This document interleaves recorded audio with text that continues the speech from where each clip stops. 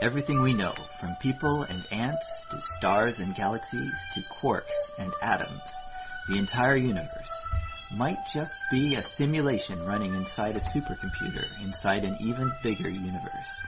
Ancient philosophers said that the universe is a dream that we're waiting to wake up from. In this dream world of the imagination, anything is possible. All cultural items, from the dreams of our rodent-like ancestors, to books, to television shows, are merely permutations of the reality we think we live in. Today's age of computers and video games places simulations at the center of our cultural consciousness. A select group of us perform simulations for fun and profit, and we call them games, role-playing and otherwise. We live to run simulations.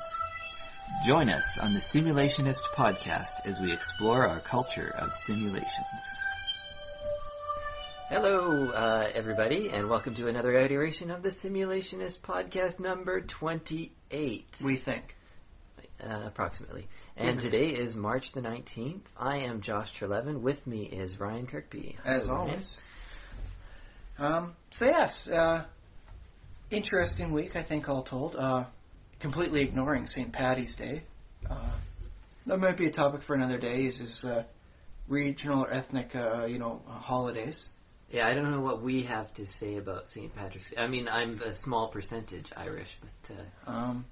I would like to see them have fun with it in a D&D thing. Wouldn't everybody love a Dwarven festival? Like Oktoberfest, but like for dwarves? Isn't Oktoberfest for dwarves? Essentially, yes, but wouldn't it be nice to have it in a campaign setting? You know, like, oh, the dwarves helped build this city, so every time, when on this day of the year, to commemorate when they finished help us build the city, or rebuild the city, I don't know, whatever backstory you're going for. Yep. We all celebrate in a traditional Dwarven way, so everyone gets lots of good old-fashioned lager and I don't know, whatever is dwarves really eat. Because I honestly... Sausage? That's the thing, is I can't really see them actually eating sausage if they're a subterranean creature, because things like cows and pigs need a decent amount of land. Maybe they eat maggots, and people don't want to eat maggots, so they eat something that looks kind of like it, so that's why they have, like, sausages. They just make sure to pale them up a little bit, like, yay. Are dwarves necessarily subterranean, though? My understanding is that hill dwarves kind of live near hills and, like, sort of near underground, But they do tend to focus their way inward rather than outward. The hill dwarves will have their stuff, but when you think about the dwarven civilization, you're not picturing pastures. You're picturing giant mountain caverns, wonderfully, shined up and constructed within to produce an amazing underground civilization. You don't see like a dwarven shepherd. I might if you take World of Warcraft for example, they have a hilly area where the dwarves start outside of Ironforge. And they have some rams and stuff. Which I will also note, though, their territory has not been uncovered in snow in, I guess that's about a decade now, for the WoW alone. Yeah, I don't know how those rams eat. Well, I guess they can eat through the, plants and stuff. But the plants still have to grow. If it's a situation where they're so high up, it never becomes anything, aside from winter. There's not going to be a lot of growth going on. Yeah, true that. Well, it's more of an Arctic permafrost. So World sort of Warcraft is not the best example, but at least it gives you a visual picture of dwarves having boars around and rams and other sort of... On the other hand, I really like some of the stuff presented within Dwarf Fortress. Their selection of trees tends to be underground things. Giant spores, mushrooms. Ah, yes. Tall cap mushrooms you chop down and other things that grow down there. They focus very much inward. And if you want a nice visual example, because let's face it, Dwarf Fortress, for all its elegance and beauty, is not visual. It's ASCII. Yeah. But if you want a nice version of like what I can imagine for dwarven food, consider the Elder Scrolls Morrowind. Don't actually go with the Dwemer. But Morrowind, they have these caverns where there's these giant maggots producing like eggs. Yeah. And so you can have like the dwarven equivalencies because they eat like fungus or something down there. Yeah, well, exactly. And when you make a new like fictional setting for dwarves or goblins or somebody that lives underground, you kind of do just have to invent, like, giant maggots or some kind of underground version of cattle like they have in the Forgotten Realms. You have to invent that because it doesn't really exist in the real world. You have to think of some way for these creatures to be able to exist underground. And this is part of the whole, there's this fantasy idea of dwarves somehow living underground that I don't know where it came from, because dwarves, yes, they're associated with mining and they like caves and stuff. But they are a very Chthonian entity. But not Cthulian, for those of you who may have misheard me. Yes. It's Chthonian. It means earth. So they're associated with the earth, but it seems like this could be a topic in itself. It's like mythological drift, because they start off being associated with earth and kind of short people, and they get more and more towards this icon where, no, they actually live underground. They live in the mines that they use to get the jewels and gems out of. Yeah, man. Exactly. And whereas if you go back even to the Seven Dwarves, they didn't live in the same area where they worked. Right. Hi ho, it's off from home. We go, depending on where it is they're staying. Yeah, and you go into some other tales of dwarves, and they're kind of magical creatures, but they might not be associated with mining at all. Like the dwarf in what's the one that spins Rumpelstiltskin? Gold? Yes. Rumpelstiltskin spins straw into gold. Straw into gold, yeah. I mean, that's nothing to do with mining, but still wealth for some reason. Dwarves yes, wealth. they're very material creatures by any standards, I think. And I like that. I like that there is a connection, because wealth can be, and materialism can be kind of said to be earthbound, kind of, like your gold stays on earth. I think that's because historically there was very, very few ways to represent wealth that wasn't very physical. I mean, you could burn incense, and incense, don't forget the gifts that the wise men gave to the baby Jesus. Yeah. You had the whole frankincense and myrrh, and those were stuff you wound up putting either with corpses or burning, and that's basically the equivalent of burning a $20 bill these days. It's like just burning your money away, man. Some cultures would have, they would value feathers and things like that, and Iceland has feathers and one other thing that I can't remember now, but it's a lot easier to just show wealth by doing a stack of coins or like a wonderfully sculpted goblet or something. I think so. I think it's something that you can hold in your hand and you can say, "This is mine." So that might be more of a human angle to it. We're applying our views onto the dwarven mindset to show this is how they show their wealth. But really, maybe you'd have to sit down and really think it out to truly create your own dwarven culture of their perception of what wealth is. Perhaps for them, it might even be something like proper services. A skilled tradesman being the equivalent of a rich man because he can make what he needs. I would agree with that. I'd say that's something dwarves would probably think and believe. Yeah. And so, you can start basing it off there if you really want to. How did we get into dwarves? The dwarven holiday sort of thing, as opposed to the St. Paddy's Day with their leprechauns, which is much more closer to gnomes, but let's face it, dwarves are more popular than gnomes. It's just how it kind of goes. It's funny because I didn't even put that together until recently, that gnomes, I always thought, well, why aren't leprechauns in D&D? And I think they were in 2nd edition. Yeah, people statted them out, but they're basically gnomes, right? They're a very ethnic gnome. Yeah. Which is interesting, though, because when I was looking through the Races of book that had gnomes, Races of the Earth, they had some variant gnomes, some interestingly different gnomes, but not one of them tried to make for leprechauns. Yeah. Which I found to be slightly disappointing, because a stealth leprechaun insertion would have been just entertaining. To say, why did they put these gnomes in here? They're just tricksters with like really weird senses of humor, even more so than the average gnome's like, dude, they're leprechauns, and they go, oh, I never saw it. Yeah, well, I can't think of any other D&D race or a fantasy race. Well, maybe fantasy races but that has a direct connection to a real world culture. Like leprechauns seem very directly connected to Ireland to me, but I think that's how it is with the Like, I don't think anybody else. Well, that's the thing is if you go with just the name gnome, it goes out through all over Europe, but there's a lot of variations as to what constitutes a gnome. It could be that little hearth spirit that helps you out, find this and that, you know, and make sure that your house isn't burned down, and other little things that people were always happy for back then. Yeah, that's true. And in the European cultures and traditions, a gnome, a kobold, and a goblin are basically interchangeable, even a dwarf to some extent. And heck, even Tolkien put out that orcs and goblins were just two different names for the same creature. Yeah. The elves called them orcs, whereas the human name for it was goblin. Yeah. There was no functional difference. You know, you could have a small orc and a big, huge goblin. So leprechaun could just be the name that one culture has for gnomes, basically. Or very they're regionalized and very well presented to the international stage. Because I was listening to the Weird Things podcast the other day, and they keep on bringing up this topic of goblins in Zimbabwe, because apparently in Zimbabwe and South Africa and that area, one of the folk traditions is they believe in goblins, so they keep on having these. They write news stories about how goblins are goblins are causing all kinds of trouble. Well, that's the thing. If you want to have some fun for gnomes, then look them up on YouTube.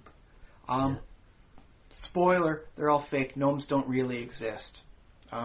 Sorry, but it's a thing like over in was it New Zealand maybe? I forget exactly where there's a huge number of gnome sightings, but it'll be someone filming, like some people playing, and then there's little figures like skimmies across like sideways on the background, and it's actually really kind of creepy. But it's just like a gnome sighting. It's all fake, but it's actually kind of creepy, and it definitely gives a different air to gnomes than what you and I might picture. Yeah. And creepy little guys running through the woods at night. Ooh, get a shiver right up my spine at thinking about that. Yeah. Not too long ago, they had there's another story in the news. Well, probably a couple of years ago, anyways. They were doing an aluminum plant in Iceland. And it's an aluminum, like manufacturing plant or processing, not an actual plant made out of aluminum, right? Oh, that'd be awesome. Because I'm just picturing some sort of nice, artwork at this point. So I'm just making certain no one else gets that confused. I don't know. I think you smelt aluminum, so the aluminum smelter. Okay. Something like that in Iceland. It's funny because you don't make aluminum smelters in areas that have aluminum, because aluminum's like one of the most abundant elements on Earth, basically. And yet it's so rare in Dwarf Fortress, damn it. All right, sorry, continue. We got better techniques. Yeah, the thing is, it takes technology to extract it, and what you need for aluminum is a lot of power. You need a cheap source of power. That's why you can do it in British Columbia, where we have hydro dams, hydroelectrics, yes. Hydroelectric power. And they can do it in Iceland. Geothermal energies. I believe that's what they use in Iceland.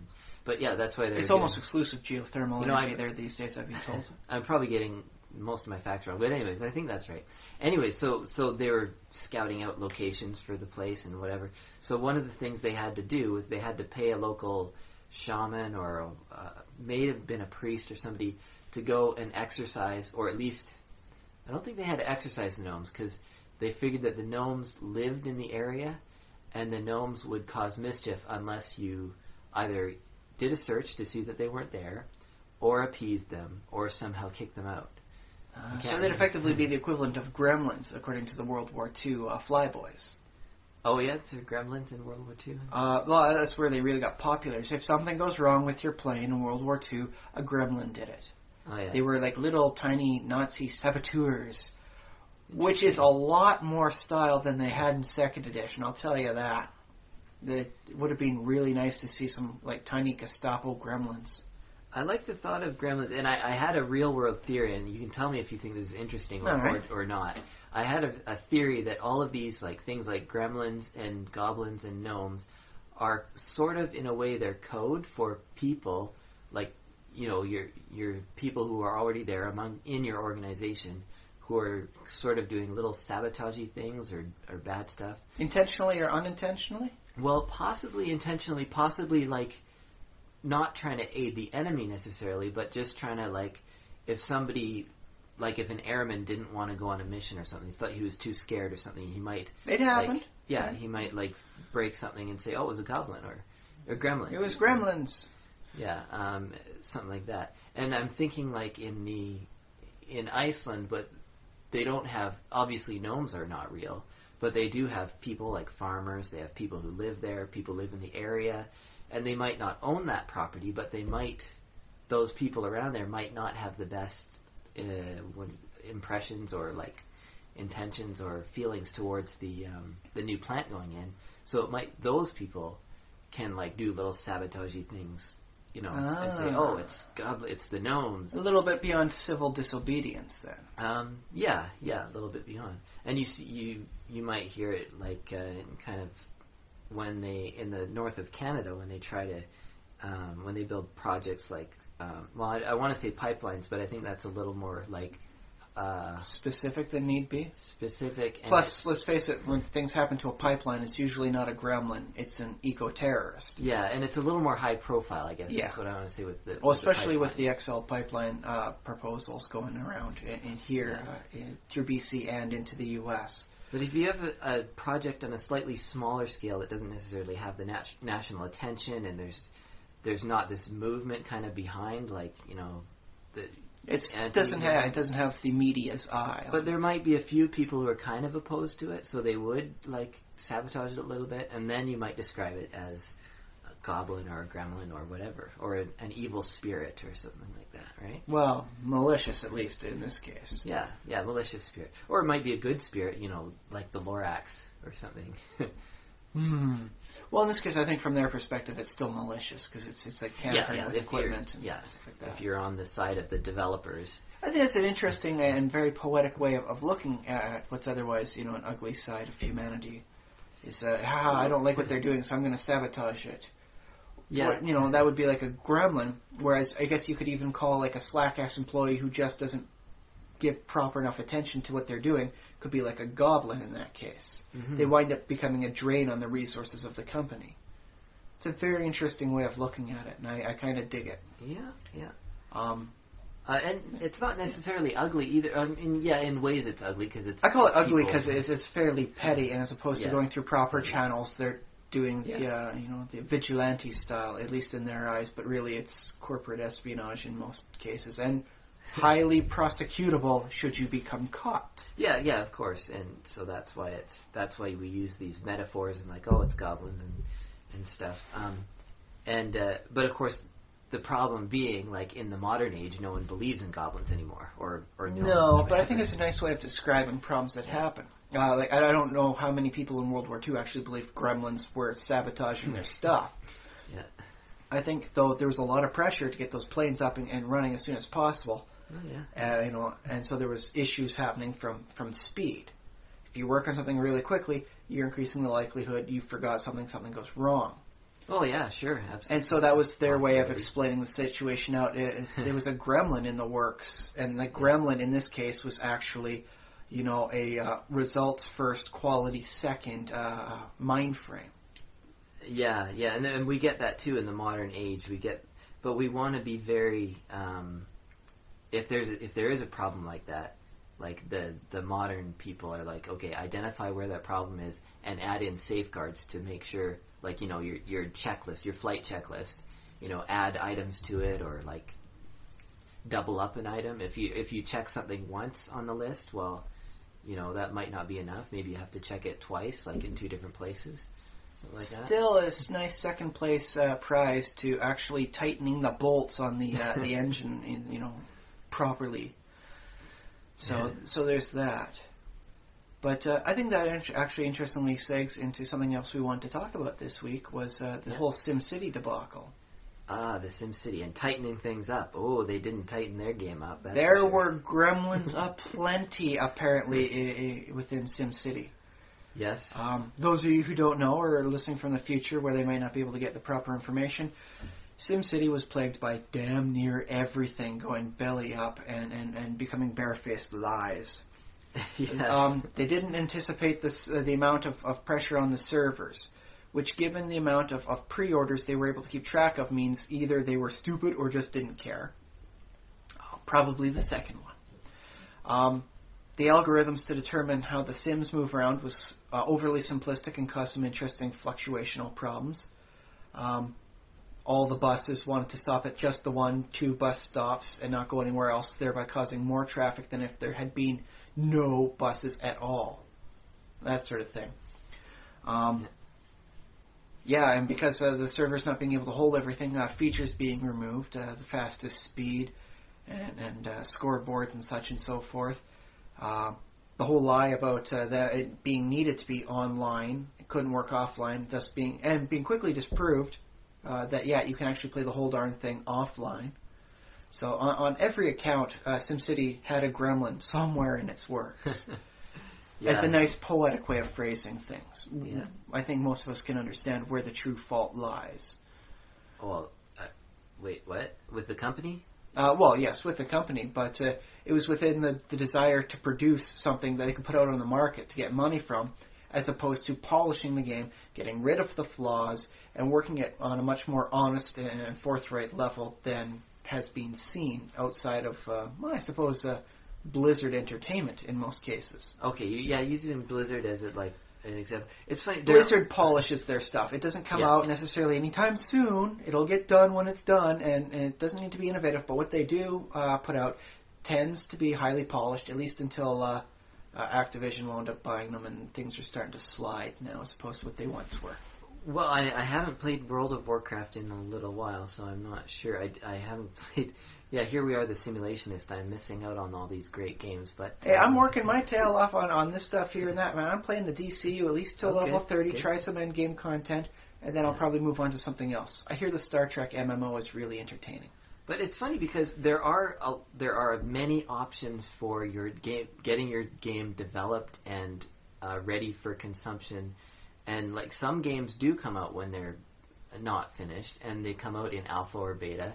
Dwarf Fortress, Minecraft. Yeah, Dwarf Fortress is still technically an alpha. It's not even at beta 1.0. It's right now, the release one is 0.34. Yeah. Although there's a lot of work going on, so we might skip up to the 40s in the next when the next batch gets released. And the funny thing is, like, if you're not a big studio like EA, one of the things you can do is just say, well, we're small. This is how we're starting out. You're going to get an unfinished product, but we need, pay for the game or don't, depending on how you choose to go.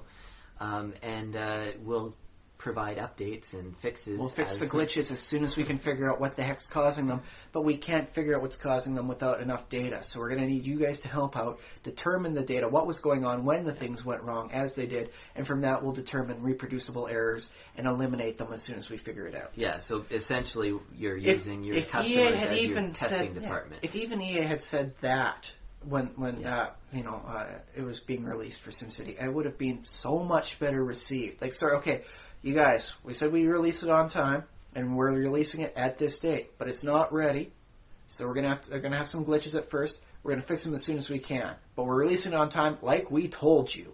At least then they would have some sense of professional nature to them, as opposed to, no, it should be completely ready. There's nothing wrong. Oh, what's the smoke coming from the servers?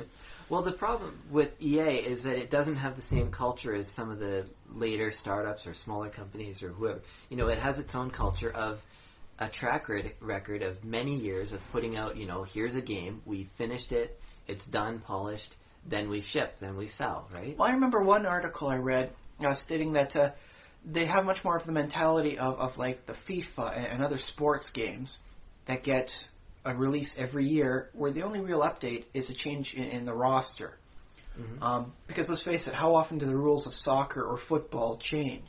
Well, the rules don't change, but you could make different ways of simulating it, and you could always improve a video game based on it. Yeah, but you don't necessarily need to reinvent the game every year. So they basically just say, okay, this is how the game's working, here's the code for it, we'll update it as need be, we'll put in other features as we can work them in and figure it out. Yeah. That's not necessarily bad, right? But they have that mentality that we should be able to produce a game every year. And that doesn't necessarily work on some of the other types of games, like the RPGs, where it's much more story-driven. Well, with an RPG, you think you should be able to play through the story and then be done with the game. So it would have a limited run. It's funny, SimCity, I feel, is similar to World of Warcraft and Minecraft in that ideally it should have a lot of replay value. I think that's sort of definitely. I mean, that was always the fun of it, was starting off your new city and playing it again and developing this and that and finding out the little, sometimes hidden stuff, like when you got 250 arcologies on your map and they all blasted off into outer space.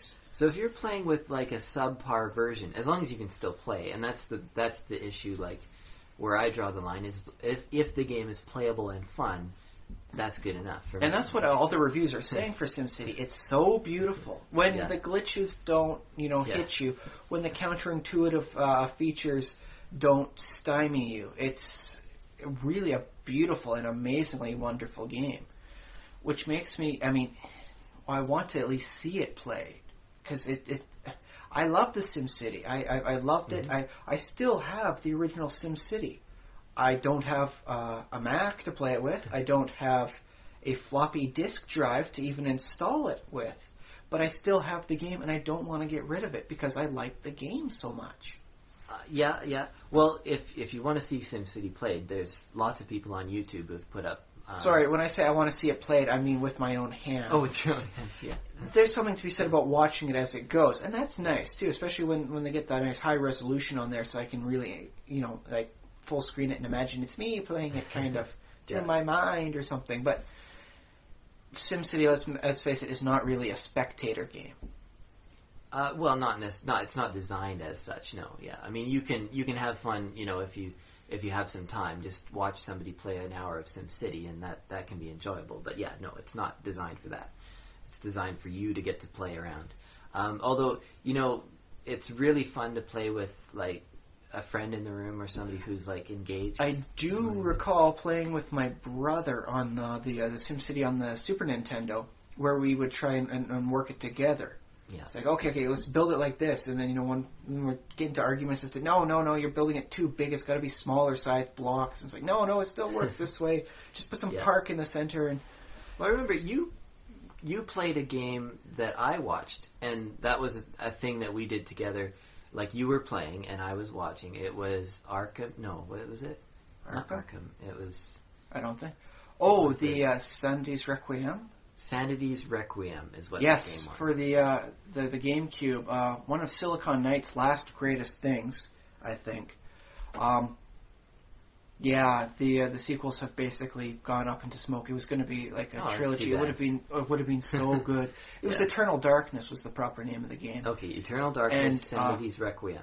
And it had a very nice watching factor. You could basically have turned the whole thing into like a movie and just watch through it and be entertained still. Yeah. Provided you had an expert playing that didn't have to go through the whole darn thing chapter after chapter like 4 or 5 times. It was similar to an old...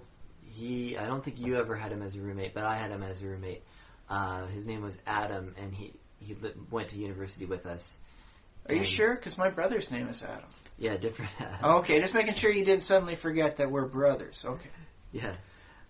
He played, he had a nice computer at the time at university when the rest of us had kind of junky computers. Like, it was just...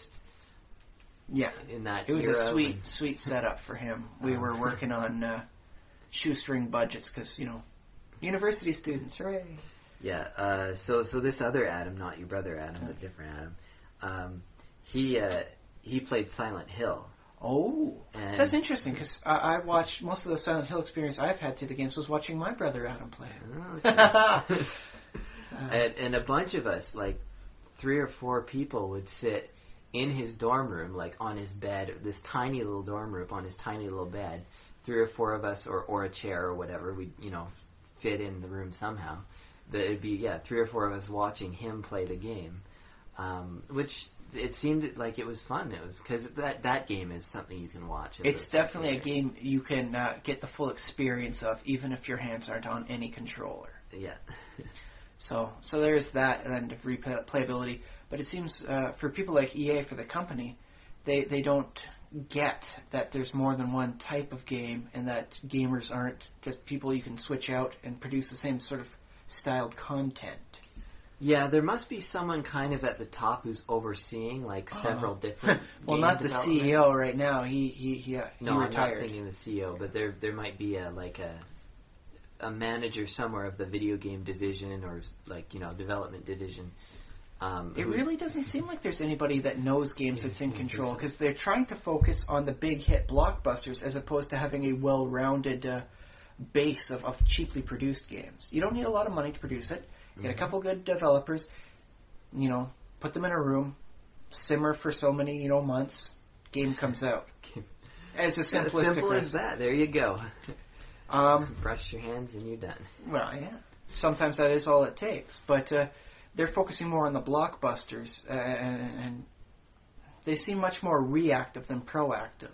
Nobody knows what the next big hit game is going to be, but if you keep producing the same sort of blockbuster hit time and again until the fans are tired of it, you're not going to be producing the next big blockbuster hit.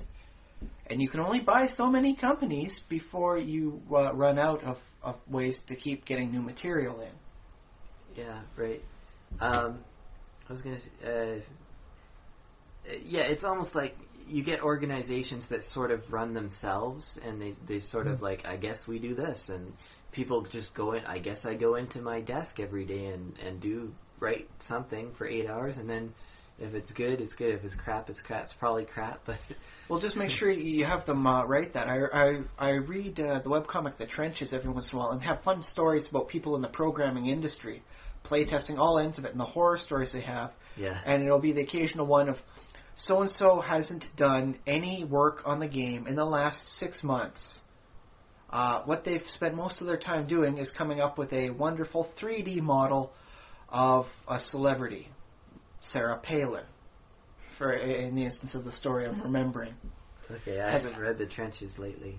Does no connection to the game, so you definitely have to get people that are either at least minimally supervised or have a good work ethic, so that you can just sit them down at the desk and they will produce content for 8 hours. Yeah. Or 12, depends on how close they are to deadline. Well, sometimes you can get 36 hours in a day, according to them. I didn't know that. I wonder how necessary it's going to be in the future, if we're heading towards a world where a smaller team can make a bigger game, or if we're heading into a world where you just need more and more people. I would have thought that with technology it would go the other way. It would be easier for less people to make better games. Well, see, that's one of the other issues with EAs. They seem to be ignoring the whole cooks and broth thing. Yeah. See, how's it go from engineering standpoint is if one cook can make a cake in an hour, then 12 cooks should be able to make it in 5 minutes. But that's not really how things always go. Yeah. And so they're running into a problem where they're not diversifying their content out enough by having so many people here, there, and the other. They're putting everybody on the one game and hoping that with all these producers, they can get the content out that much faster. But that doesn't really seem to be the case, at least not for quality product. Well, and I just got to say at the end of all that I don't really understand how games are made too well. I mean, we can speculate, but I don't have the experience in this. Well, I don't have first-hand experience, but I have read in on it. It's like, how tough is it to make it? Turns out it can be pretty tough. It gets a lot easier once you have a plot and you figure out what you're going to be doing. Yeah, well, and that's the thing about game design. I like is the stuff that you and me do. Is we kind of talk about this higher level, not higher level. Conceptual level. Like, we're not talking about coding and this and that. Wouldn't it be awesome if you had a game where this was your whole purpose and drive, and you're supposed to just get this done? Yeah. Yeah. Whereas the actual coding of it is mind-numbing, tedious, and I have great respect for everybody who takes that as part of their living, because that would drive me drooling nuts in likely a month or two. I'd like to give it a try, but I just don't think I have the stamina or mentality, at least at this point in my life, to properly devote to such a rote thing as coding on anything but the highest end of coding practices. Well, I mean, the way I'm approaching it is I'm taking in a very little bit at a time. Like I've started to dabble in coding Minecraft, so I don't know much about it at all, by any stretch. But I stare at the code for a few hours and I try and figure out what it does. So, I mean, I'm that far into it. I'm not an expert. I don't speak the language. Whereas I, with Dwarf Fortress, am very lucky that the programmer, because yes, folks, it's just one guy doing all the work. His brother's helping him out with ideas and all that, but it's just one guy doing all the stuff, really. The one programmer, Toady, has made it a very high-end programming language. If you want a creature to eat vegetarian foods, just be an herbivore, use the tag herbivore. Done. Doesn't matter what creature it is, you can add that in on your dwarves. All of a sudden, your dwarves won't eat meat. They'll eat finished weird products that contain meat, I think, but by and large, they'll become vegetarian that way. Okay. I think most computer languages work that way, but it's obviously they have a different syntax, a different way of expressing that. And yeah, Toady has made a very high-end, very easy to understand system of code. So even if you were like very good at what you're doing there, you really aren't a great programmer just utilizing that. So I don't think I could ever call, despite all the weird little things I make, I wouldn't call myself a programmer. I'm much more of a doodler or dabbler.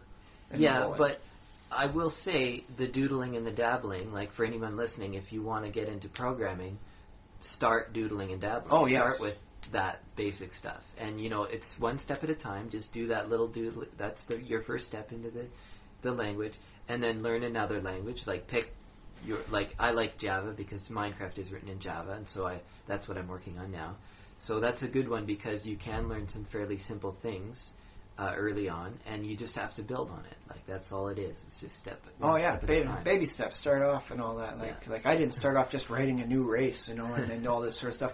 I started off just modifying reactions. Yeah. I want this reaction to instead produce this because you can't normally make. There's a glitch in the game at this point. You can't make it, and it's like, okay, now I can finally make proper, crystallized glass. Hooray! And then it started developing out from there, and the next thing you know, I'm taking corpses and building, construction blocks out of them. I'm entertained. Now I want to do that in Minecraft. Make a meat block out of zombie flesh. I would totally play that mod. Well, I'll have to make it, because I could probably make it in a couple hours now that I sort. Well, once you have a conceptual idea and a little bit of know-how, everything starts falling into place. In your mind, I can see it in your eyes right now. You're already figuring out how would I make this work, and then you're just deciding on how to make the proper texture for the block. Yeah. So would the block be edible?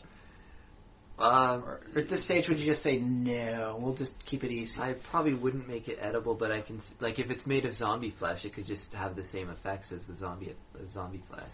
Poisonous. Yeah. Just a block. I could make it edible like cake, like you take a little slice out of it. See, there you go, man. An idea, it snowballs. Next thing you know, you've got a grim modification. Yeah. But the other thing about Minecraft is there's so many people doing little tweaks to it that somebody probably has done a meat block. Well, you can also work it with bones too, because Lord knows my character's got 3 stacks of bones. I'm doing nothing with. I'll use some when I go out and get some more wolves domesticated into dogs, but I'm not going to need a lot after that. Yeah, make a block out of bones or something. Yes. That'd be good. Back to the video games. One other model that we didn't even talk about, but maybe we can, is there's Kickstarter. You can ask for money up front before you even start making your game. Yes, I do recall that within the last week or so has proven to be very successful for the new Torment game. Yeah. Those of out there who don't know about it or are so far in the future, it's all ancient history now. Way back in the day, they put out a game called Torment Planescape. And it was based in the whole Planescape D&D 2nd edition setting. And it was really great. It was wonderful. There's a lot of little personal things you could do. You could buy a hooker for your skull friend. And all she does, to the best of my knowledge, is polish, his cranial cap. And not in a metaphorical term and all that. But, okay. But yeah, you can effectively, hire a prostitute for him. Yeah. If you want to play a pacifist, there's only, I believe, in the game 4 fights you need to do. You can either run away or talk your way out of all the other potential fights. Okay. And it's very wonderfully driven. It was a commercial flop. I don't know why, really. It was a wonderful game by all accounts and standards. It even had Modrons, people. What more do you want out of a Planescape setting game? Well, I need to go back and play it then, yeah. Yeah, I do have it. I have it as part of the D&D anthology, so you can get that and do some of the other old games, too. Is it like on a floppy disk? Is it that old? I have it right here, actually, in my hands. Okay, Ryan is opening up a case. It looks one like disc. a DVD case. One disc. Ooh, I can get $30 off of a Norton anti-security. Oh, but yes, the whole thing comes with the Icewind Dale and the Baldur's Gate games. Ooh, as well as the Temple of Elemental Evil. I haven't done that one. I've been told good things about it, though. I've got a lot on my plate. I'll have to get around to it. But it was a great game.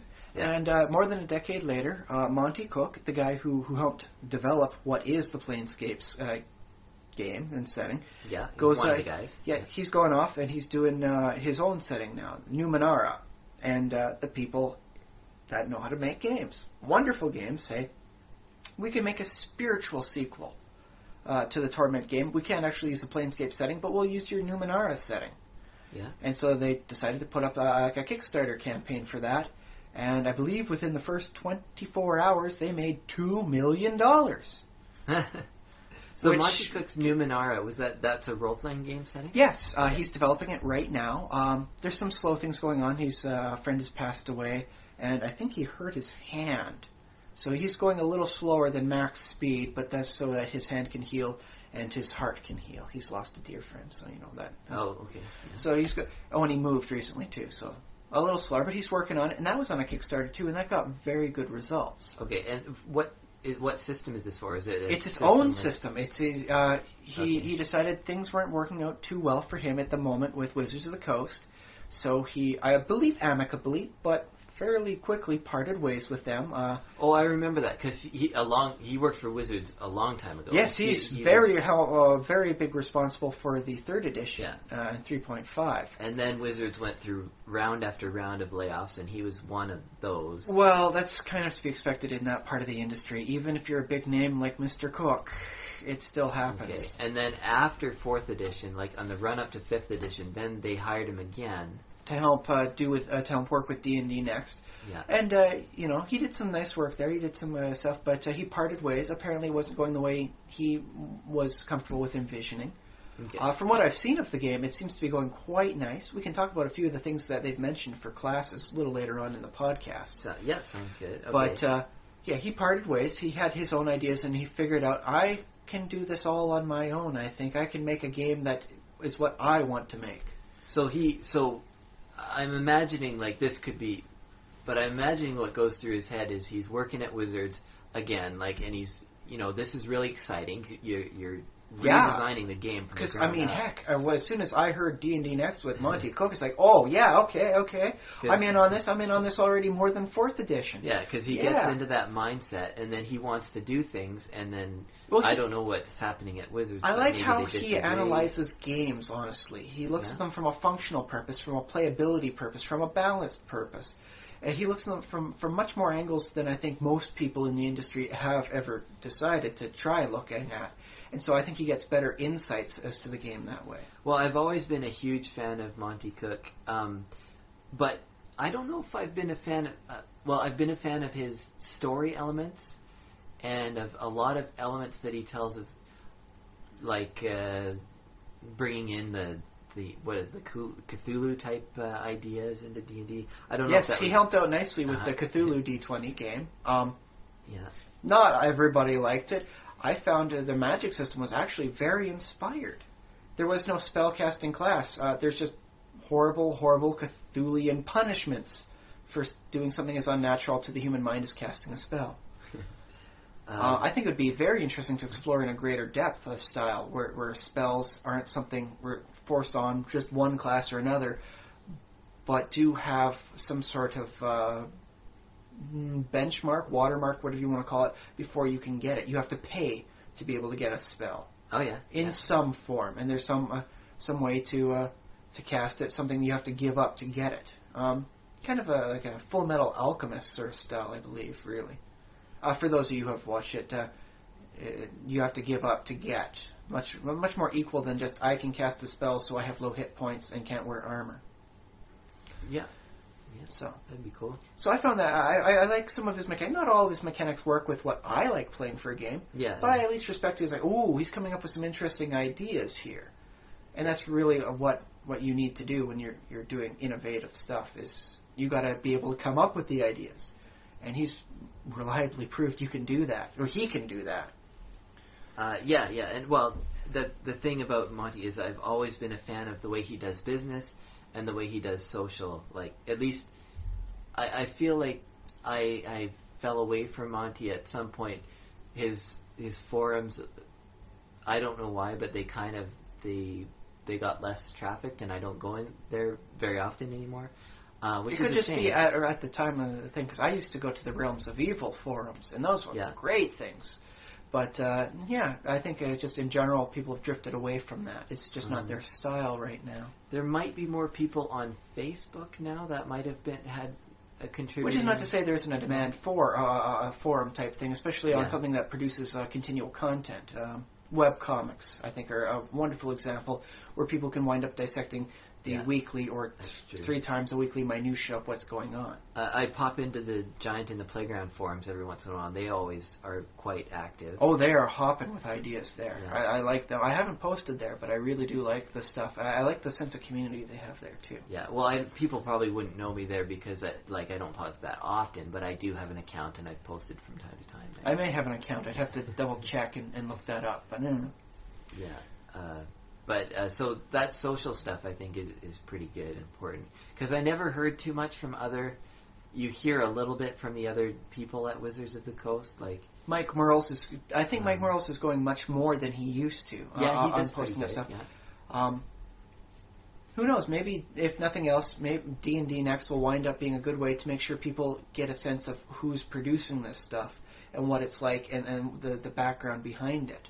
I hope so, yeah. And it's funny because I feel I'm sort of staying on the periphery of 5th edition. I'm not reading everything, but I'm taking in a little bit at a time because I'm still interested in D&D and I'm still interested in where it goes. But yeah, I'm not... We're not playtesting right now. I'm we not probably actually should playtesting. take some time to sit down and do a little playtesting on D&D Next. Rather than just... I'm working it through in my own head how the stuff is playtesting. Yeah. And that sounds a little sad when I say it out loud. I'm playing it all in my head. Well, do you want to get into just a couple items from the D&D Next now? Okay, yes. Long story short, Kickstarter is a wonderful way to help fund if you want to produce a game that's much more story-driven than results product-oriented. Sure. Which is what we were talking about with one of the problems with EA and why SimCity is at the state it was within the last week. Okay, so there. Okay. The gremlins were from deadlines. It was deadline gremlins. Hooray. Okay, that topic's asleep. Now, yes, some of the stuff that they have put out with D&D Next is they put out some new classes, or not yet, but they've been talking about them. Yeah. Druids and Paladins specifically is the ones that really caught my eye. Druid and the Paladin. They both, because they're both going with a similar style mechanic in that they're differentiating out. You can think of them as pursuing different class trees for those of you who have played WoW. There's your different talent trees going out there, different roles. For instance, with the Druid, you can either focus more on spellcasting or shape-shifting. You don't get that all-around, I can do everything, ha ha ha. So there are 2 kind of subtypes of the Druid. Maybe more, depending on how they wind up working it. But those tend to be the 2 real big aspects of a Druid. I think they did that a little bit in 4th edition with they had, what was it? I know with the Warlock, they worked up different styles of where the Warlock is getting their power. Weird alien creatures, demons, or fairy creatures, which I really liked. I found the opening up of that to different styles to be beautiful. And I'm not big on 4th edition, but I really like that because it gives you more options to play a character as you want. Yeah, that's cool. Well, there's 2 ways of kind of developing that path if you're creating a D&D type game. One way is that you make your classes very basic, and the things that you add on to them are extra that sort of anybody can take or whatever. So there might be, you have a very basic rogue who's consists of your base attack bonus and what armor you're allowed to wear, and that's about it. And your special abilities are chosen from, like, you have a list of special powers that you can choose or whatever. Also, I suppose then what you could effectively envision it down as is just par it down to the basics. The fighter, thief, mage is a combo, and then everything else is prestige classes. Yeah, prestige classes or power power packs, like packages of different powers that kind of fit together. However you want to properly envision. I think they effectively work the same way. Feat trees is another way of kind of describing it, like feat. Yeah, yes. So that eventually you get up to whirlwind attack and all sorts of fun little things that take 4 or 5 levels to get to. Yeah. So that's one way of developing. The other way to develop is to actually make 3 different subclasses and say, this subclass includes these powers and these abilities. Which is what they were doing with the Paladin. Okay. The Paladin, there will no longer in D&D Next be a Paladin as its proper thing. The Paladin breaks down into 3 subclasses. The good people have Cavaliers, which is basically the Paladin we have all known and loved or hated throughout all the previous editions. Okay. Some people just don't like the Paladin as a class. So it's I'll say Paladin, Paladin for the good. open parenthesis, Cavalier, close parenthesis. Yeah, you have the Cavalier for the good Paladins. For the evil Paladins, you have the Blackguard, which is not a prestige class or anything like that. It's its own footing, equal stance sort of thing. Variations, of course. It's not like they're going to turn undead. They get to power it.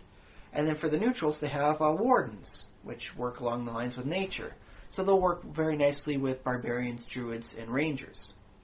Okay. Yes. And so, I can see players already, like some players, and I guess I count myself among, kind of cringing at the idea that Paladin, the word Paladin, it doesn't mean holy knight anymore. In 4th edition, they had paladins with the option of having evil versions of them. Yeah.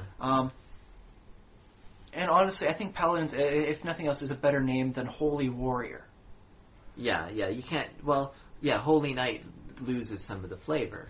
And if you were to go with some of the other names that people find synonymous with paladins, also have other implications, like Templar.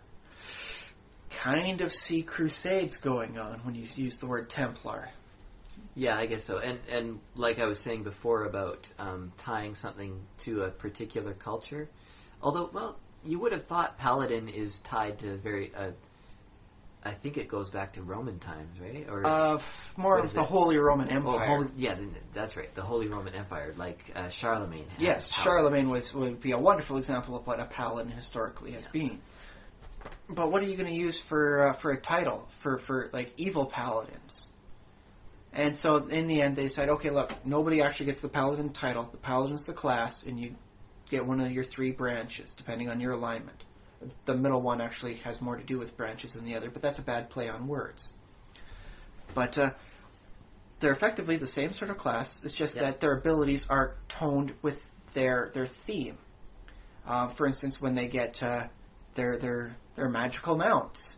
The Cavalier gets your Holy Charger. The Blackguard, or is it supposed to be Blackguard? I believe you pronounce it Blackguard. I'm going to call it Blackguard because I'm not super British. So yeah, your Blackguard has a nightmare, whereas the Warden has a great stag.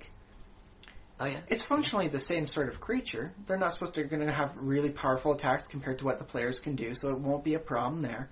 Like all of a sudden, oh no, the main DPS is the Paladin's mount.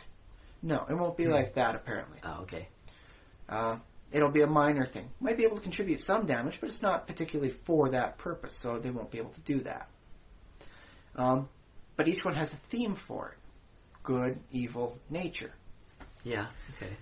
And I guess, are they not doing lawful good anymore? I think they do have the whole lawful good thing still going on there. 4th edition was like, we don't have, or there isn't a chaotic good anymore. They went back to the 1st edition string, lawful, chaotic, neutral sort of thing.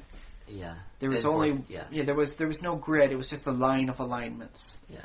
But I don't know what the plan is with 5th edition. It seems to be that they're going back to the grid system. Okay. So in this case, it'd be the lawfuls: good, neutral, evil. Yeah.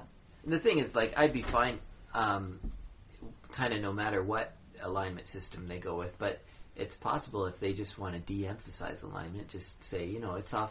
It's here if you want. Well, they do seem to be working more with like the neutral creatures, as opposed to saying they're true neutral. They're unaligned. Yeah. If you're not smart enough, if you're not smart enough to figure out philosophical implications of your actions, you don't actually have an alignment. You're just unaligned. Yeah. The tiger isn't evil because it kills creatures. It's it's unaligned. It doesn't. kills because it's hungry and needs food. Yeah, third edition I think called that neutral, and other editions I think called that neutral too. Yeah, well, as the thing is, they didn't even have much for second and first edition as to that sort of alignment. It was just neutral because you really can't figure anything else out about it. Yeah. There were some creatures out there that had alignments. Displacer beasts were evil, blink dogs were good, sort of thing. Yeah, but we don't know. But that was much more specific for them, as opposed to general. If this is a creature, like a normal animal, it has to be off an alignment. No, it's just doesn't have an alignment. Don't worry about it. Besides, when are you gonna try and hedge out a bunch of elk? Really? I don't think there was a protection against neutral that I remember. It was the alignment protection. Exactly. Neutral had that interesting extra benefit of, you can't protect against me, so I'll just walk through your barriers. Yeah, well, I like that. I wouldn't want it to be exploited too much. It would be rather hard to exploit. But yeah, the only time you're going to want to ward yourself against elk is when they're like demon elk trying to eat your flesh. Or zombie elk. It can happen. Well, what if you wanted to ward yourself against a tiger that was about to eat you? That's why you have swords and shields. I think a druid. What would a druid have? Like a talk with animals spell or a calm animals spell? Yeah, but honestly, I find it hard to argue with a hungry tiger. You'd be better off just using your bow and arrow to down a gazelle and say, "Eat that." Tiger goes, "Okay, thanks." Actually, I don't think you'd see a tiger coming. Because I think they're one of those ones. Well, you or I might not, of course, because they are wonderful stalkers. But I think a druid, or maybe even a ranger, would be of the type to say, "Oh, we're being watched. We're being hunted." Yeah. So, which is always a nice thing for them. I think too, you can, if you I wouldn't recommend this, but a tiger can probably be scared off. Well, they should be able to. I mean, historically, most creatures about our size don't like being around us. So just by being loud, noisy humans, we can scare them off. Yeah, it would have to be kind of one of those desperate, starving tigers, and yeah, like the cougar attacks that happen occasionally here, in BC. Yeah, like that. They don't do it because they're evil creatures. They do it because, well, they're very hungry. They can't catch anything else, and humanity's basically the equivalent of spam. And sorry to the people out there that make spam, but that's the best way to describe humanity. So you've tasted humanity? No, but it's the best way to describe our natural defenses and all that. There's very little skill involved with spam. It's basically open it up and eat. Yeah, well, if you want, you can get fancy with it and cook it and make it like a nice sandwich and all that. But there's rather little protection against us. Even a boar can gore things, and is dangerous. The average, civilized human panics and tends to screech and hold up their hands in weird ways that don't actually protect them. But can you imagine? I think bears do this sometimes. But if a bear were to find a can of spam, it's it's easy to eat once you get through that can, but biting through the can can be a little bit of pain. Well, that's why I didn't even say we're a can of spam. We're basically just spam. Oh, just the spam. Yeah, that would be a good treat. I mean, look at me. I'm just kind of off pink and have very little natural protection. Yeah, I am making me hungry just looking. Yeah. Well, I got to get a tan sometime this summer, and maybe I'll wind up looking closer to proper beef or something. I don't know. Yeah, you got to cook yourself a little bit. Well, that's basically what you do when you go out in the sun. It's a very slow roasting. Maybe I don't know. Maybe I can get turkey color for my cook. I don't know. We'll find out at the end of the summer. Yeah. Okay. Yeah. Just we're talking about natural defenses and alignments and the basic cutting down of the class into 3 subclasses. Okay, yes, and the subclass is based on alignment for paladins. Okay. Yeah, and one theme for druids. But I rather like the paladin because it opens itself up to a nice story where the villain really isn't that different from the hero. They're just a lot darker. Because I find that to be something you don't see a lot of in D&D. The monsters tend to be very monstrous. They don't tend to be civilized. Well, I've seen... They can be, especially with drow, but it's not something you see as often as in other stories video games or novels, I suppose, is the other best examples for them. Yeah, and I think there's a reason for that, because I've seen people in D&D, like I've seen DMs attempt to create like a specific nemesis for characters, and it doesn't always work like the best. Like it often feels a little contrived, I might want to say, because like here's your opposite. It feels like, especially if every character in the group has an opposite. Which is not to say it can't be fun. I do have the adventure Through the Ebon Mirror, in which case everything gets twisted around alignment-wise. Oh, but aren't they basically fighting themselves? Spoiler warning, sorry on that. Yes, at one point they actually do fight their alter equivalencies. Yeah, I played that one. I had fun with that. But that's not exactly what I mean, because it's more like, well, that one's directly like it's a mirror and it's doing this thing. But yeah, like, well, Order of the Stick does it pretty good. Yeah, with the Linear Guild. With the Linear Guild. Although, is that a parody on the DMs who do it badly? I think it might be a little bit of that. Because I get the feeling from Order of the Stick that the DM, like, who you never see the DM, but the DM is basically bad. Like, the DM is making a kind of a... And the game is... It's funny because the game is funny despite the DM being a poor DM. But he makes these silly, cliche choices. Although that may have something to do with Elan. I've always had this theory that his father is right about the power of bards, and that things start falling into tropes whenever a bard is around. Yeah, because it doesn't seem to be necessarily the case until he walks on the scene, and then all of a sudden everything gets a little shallower and a little easier to understand. Oh. I don't know if that was the intent of the author, and the artist, but that's kind of the way it seems when I read it. Yeah. Well, he's, like, I really like his storytelling, but I think part of it is a parody of a bad DM running a bad campaign. Or at least a lazy DM. Because let's face it, sometimes there's not much of a difference between saying, I don't know what I'm doing, but let's keep going, or, screw it, pizza's here in 15 minutes, let's wrap this up so I can have a slice without worrying. Yeah.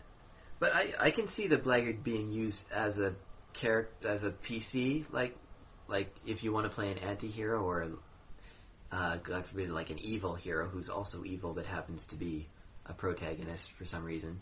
But that could be a good choice. I've had some fun with evil protagonists that had motive and reasoning for why they're evil, not just, I am evil, ha ha ha, I will do harmful things. I stomp on flowers because I'm only first level and that's what all evil I can do. I guess you could have an interesting campaign where you go and attack a small bunch of like gnome houses, like they're partially submerged, as opposed to attacking a goblin set of warrens. Yeah, just to fight gnomes instead of goblins, and they're partially submerged, but that's sometimes if you do it right, evil's not bad or even hard to play. If you do it right.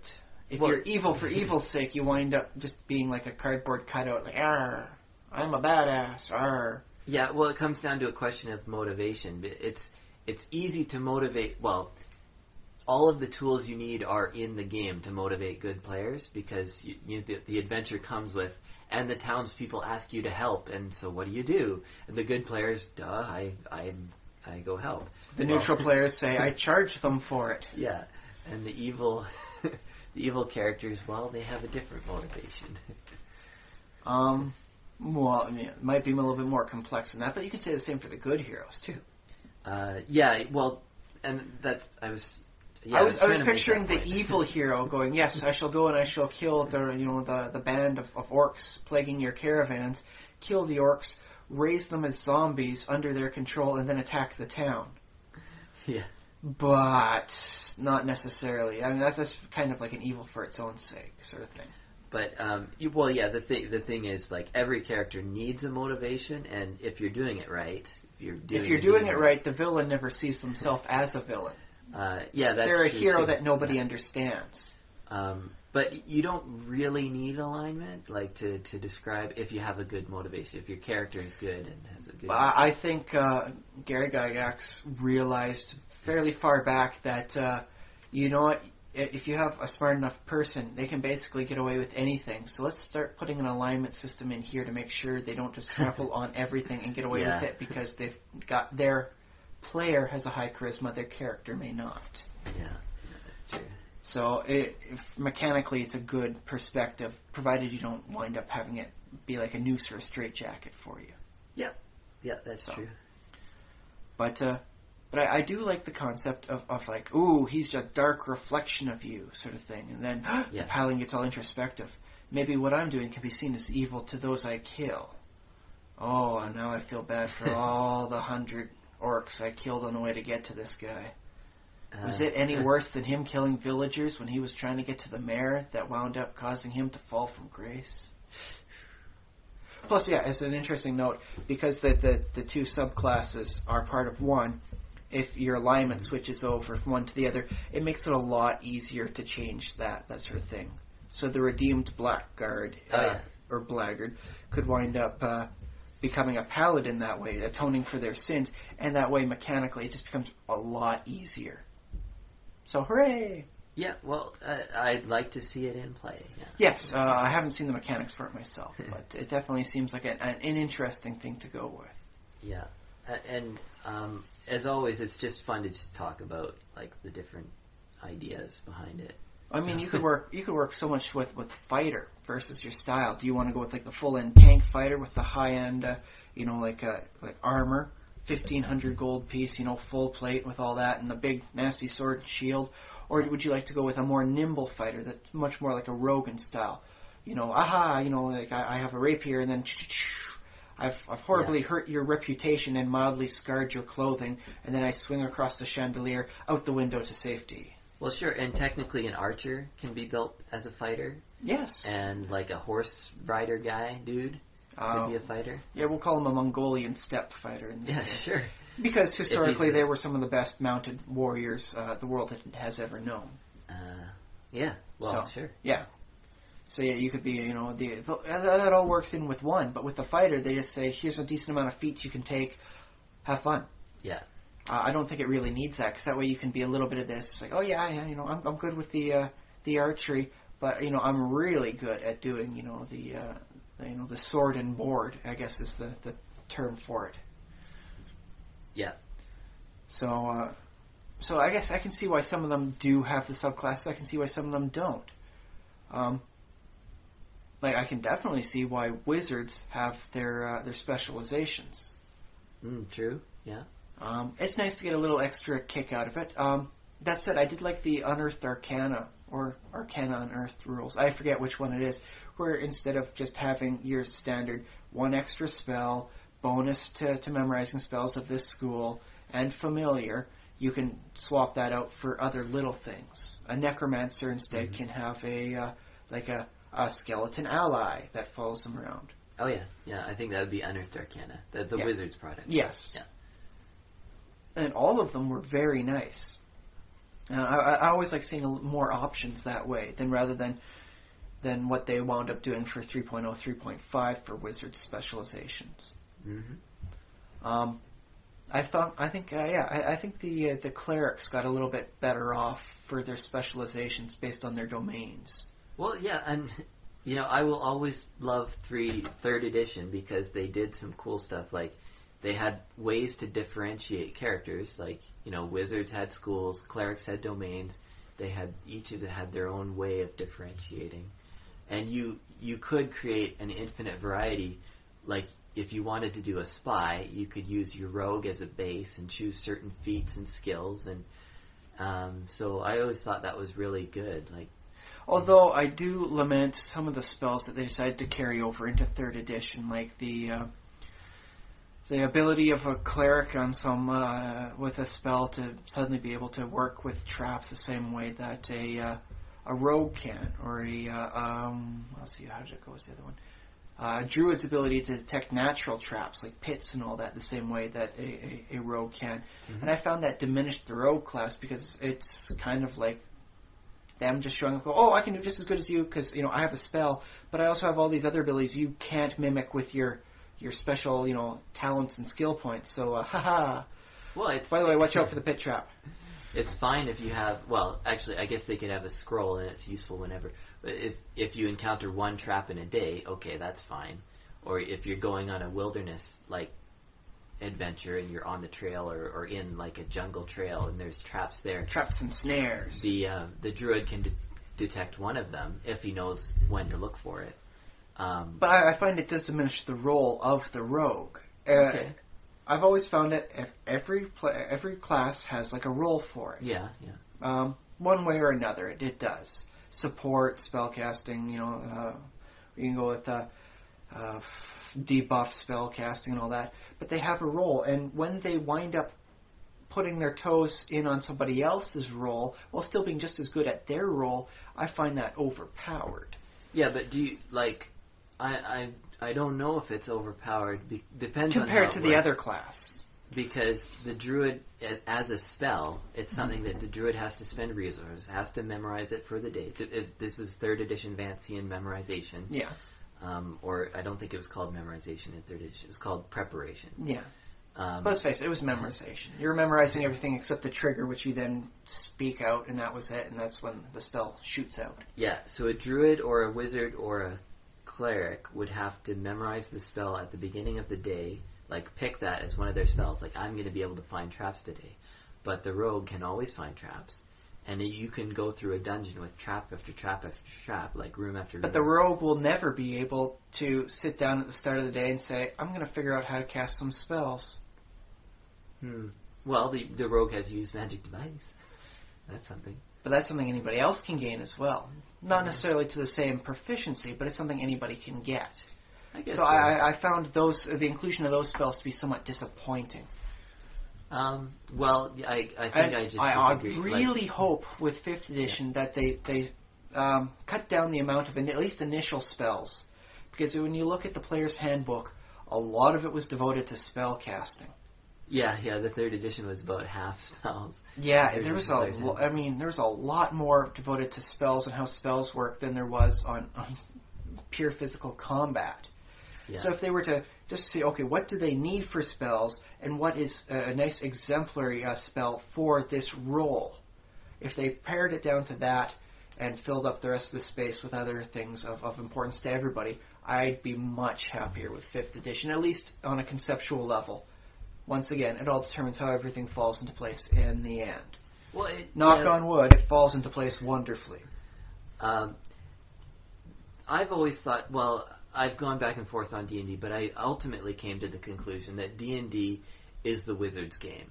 Like, in D&D, if there's one class you want to be, it's the wizard. I've also thought that if there's one class that exemplifies the spirit of D&D, it's the bard, because the bard can do everything. But if there's one class that D&D is about and based on and circles, it's the wizard.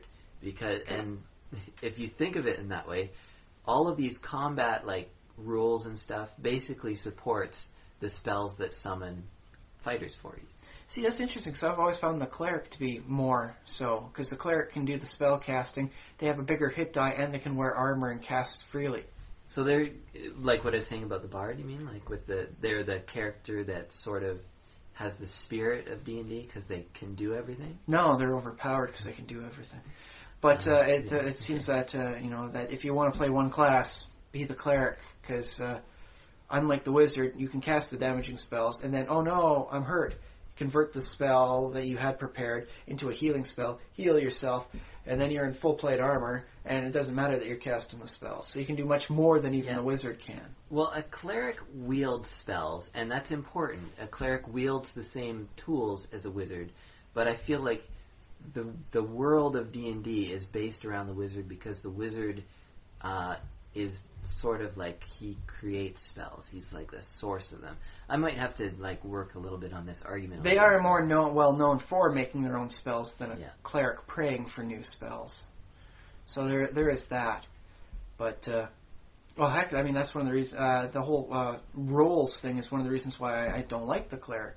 Mm-hmm. Is that they're a spellcaster that can do decent melee damage, better so than a fighter or paladin at some points, depending on what spells they memorize.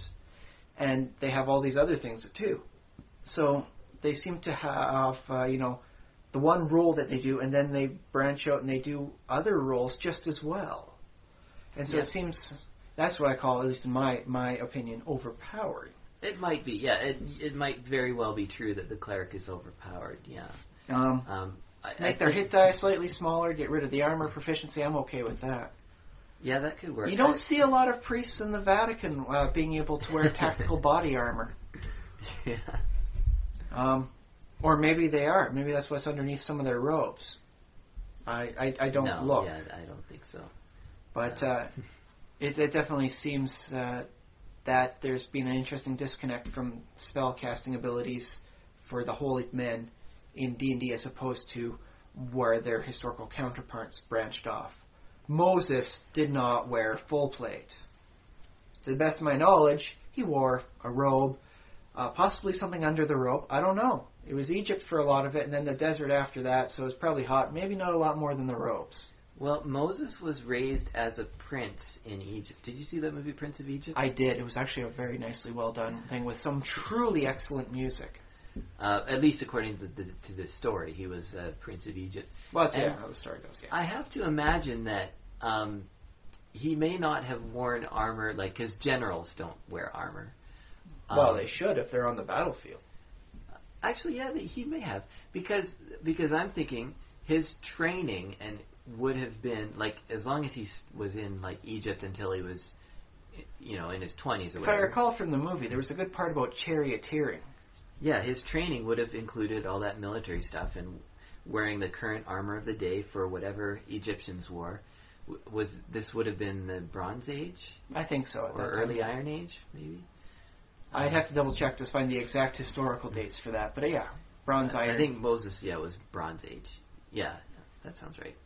Because Iron Age was started at 500 BC or something? Might be a little before his time. Or after his time. Yeah, after his time. Yeah.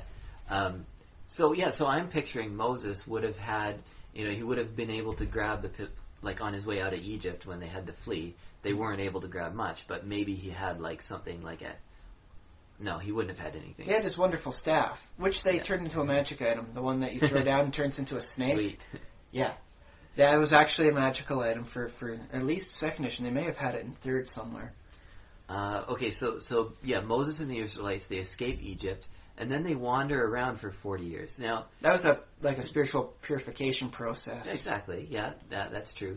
But if you imagine people an entire nation wandering around in the countryside for 40 years, I imagine that it wouldn't just be wandering. It would be sort of camping here for a little while, meeting the locals. You have to trade for food, get some gossip. Kind of doing the gypsy sort of thing then? I'm thinking that's what it was. I'm thinking there would have had to be other. And to think their spiritual descendants later on in the form of the Christians would later persecute the gypsies for living a similar life to the Israelites as they went through their 40-year purification. Yeah. Well, dude, that's deep and harsh. The other thing about that whole Israeli or Israelite, I guess they were at the time, wandering through the desert is maybe that didn't happen, or maybe that was made up. But that story came out of the Jewish. What was it?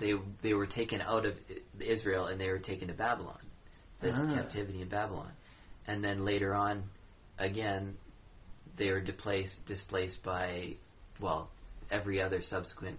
The Muslims who came by later, then the Christians, then and so on.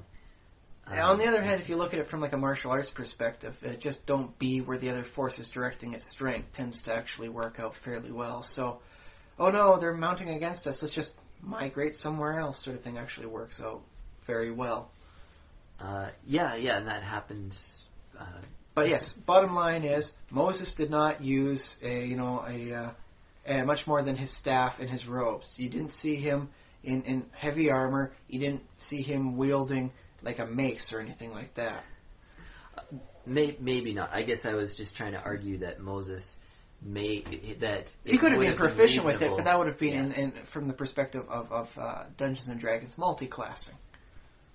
Yeah, I guess he would be an aristocrat basically.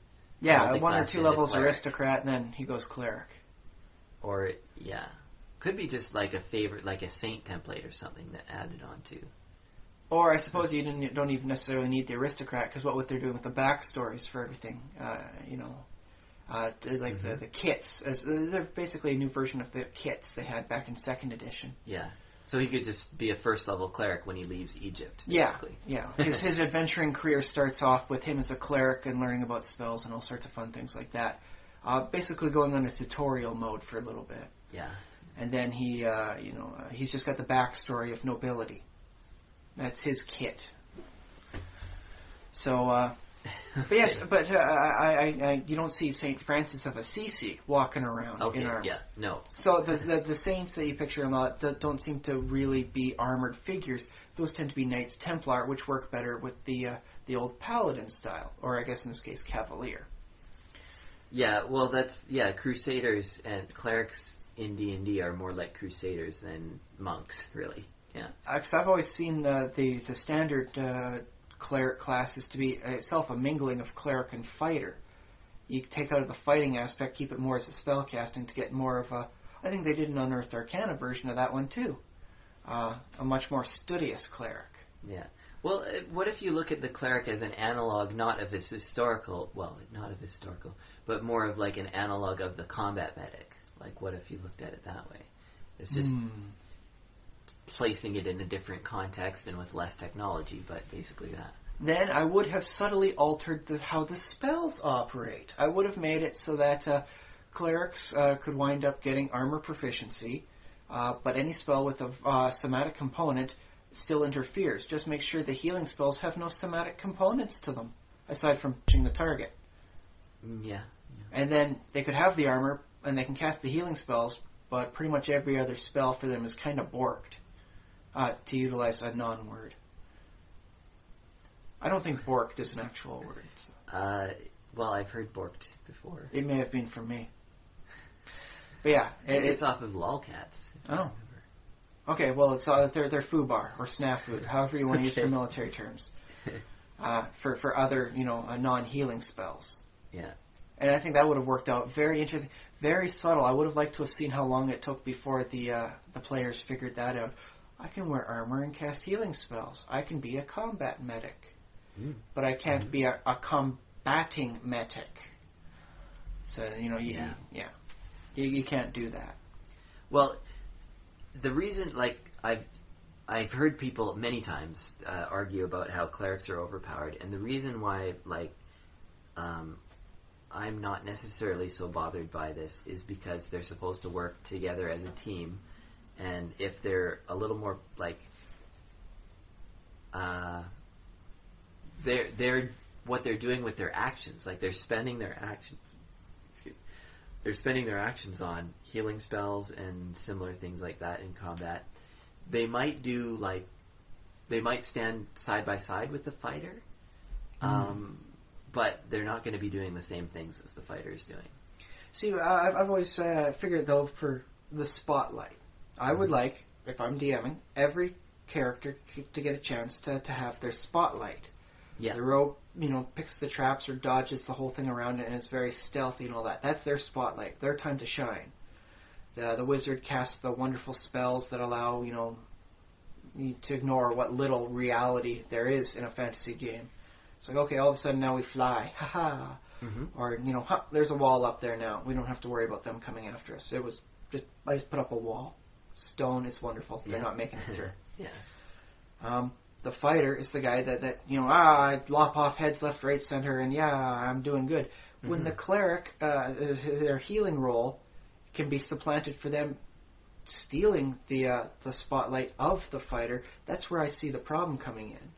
The person who's playing the fighter winds up having their role diminished. Okay. Although don't get me wrong, though, on the roles. You don't necessarily need to be the center of attention for everything to go well. I've had a lot of fun as a wizard being support and casting the buff spells, and when the players, the other fighters out there, are doing all sorts of amazing, wonderful tactical combats because I helped them, I found that to be really rewarding for me. Yeah, well, I've played a bard in that sense, and I've also done martial, which was really fun, giving bonuses all around, yeah. So, yeah, I mean, you remember my one chronomantic elf I had. Yes. Yes, his haste spell was just a wonderful godsend to the party. and his ability to run downstairs faster than some people can fall downstairs was equally entertaining. But that's a little story for another day about entertaining ways to maybe break the campaign while still having fun. Is it really broken if everyone's enjoying it? The fact that you ran down 3 flights of stairs faster than the hag could fall out the window? Well, that's magic, so... So, yeah. Yeah, that's loud. Well, it definitely explains how I was able to walk down the stairs faster than gravity would normally allow for. Otherwise, you start having to wonder, like, was there like a one of those safety rails you could use to help keep yourself down on? So that way, you know, because you're only falling at the same speed as the other person, you have to pull yourself down otherwise to go faster than them. Yeah. It's a weird thing to think about. But it's aside from magic, it's the only way to make it have any sort of sense. I guess so. But yes, I'll put a pin in that for myself for later. There's a topic. Is it really broken if everyone's enjoying it? Okay, yeah, good topic for another time. Okay. But yeah, and that's why I think clerics could potentially very much benefit from them taking this dual role, like you saw, like we've mentioned with the druids or the paladin. Okay, so there's like one version that's the more spell casting. I focus on spell casting, and the other one focuses more on I'm in combat. I'm a healer, maybe a little bit, but I really focus on being in combat. Okay. They don't get the spells of the spell casting cleric. They don't get the healing of a healing cleric, and so that way you could have the cleric split into 3 different types, and have everybody work out wonderfully and happy, and hopefully balanced that way. Sounds good. If anyone from Wizards of the Coast is listening, there's a free idea. I don't know, put us in the thanks to line, I suppose, if you want to on the inside cover. Yeah, well, I don't know if they'll listen to this before 5th edition comes out, but we are planning on continuing to be a presence in the RPG world, so eventually, yes. From now till they come up with the perfect game, in which case we'll just focus on that. Yeah, no, of course. Well, let's face it, if the perfect game comes out, everything else is going to start withering. You'd be kind of foolish not to go in and join the perfect game. If you, dear listeners, are creating the perfect game right now and you want us to... So, listeners, if you are working on the perfect game, send us an email and let us know about it. We are thesimulationist@gmail.com. We're also on facebook.com/thesimulationist. We're also on youtube.com/thesimulationist. And I'm probably forgetting some. We're also on Stitcher, so we're check us out on there. Everywhere, man. We're on iTunes. Just do a search for The Simulationist on iTunes. And, like cats, we are infesting the internet. Just send us topic ideas. Send us feedback. If you want us to play test and give a review, we can do that. Yeah. Oh, yes. In other news, I have finally purchased a copy of Labyrinth. I meant to get a copy 15, 20 years ago, but I forgot. So now I have it. But Josh has actually yet to see it. Yeah. And so hopefully we're going to do a little movie night and then do a little review. Josh will be able to provide the perspective of someone who has seen what's considered to be a wonderful classic of both movie and kids movie stuff. Yeah. From someone who's just now seen it, and I can provide a perspective of someone that has seen it back in the theaters. And loved it since then. So it should be interesting to see, whether or not a fresh set of eyes sees the magic that I see. I've been able to see since 1980 something. Cool. So that's what we're doing you can look forward to hearing our little review of that next week. Maybe if you won't necessarily be everything for it. I don't think we can speak for 90 minutes on just that and keep people entertained. But it should be nice to have a review. Yeah, it's just another topic for next week for people to look forward to. Tune in next week when we will talk about Labyrinth, the movie, among other topics. Oh, yes. All right. Anything else there? No. Until then, you guys take care out there. Don't click any strange links. I'm Ryan Kirkby. I'm Josh Levin, and send us money.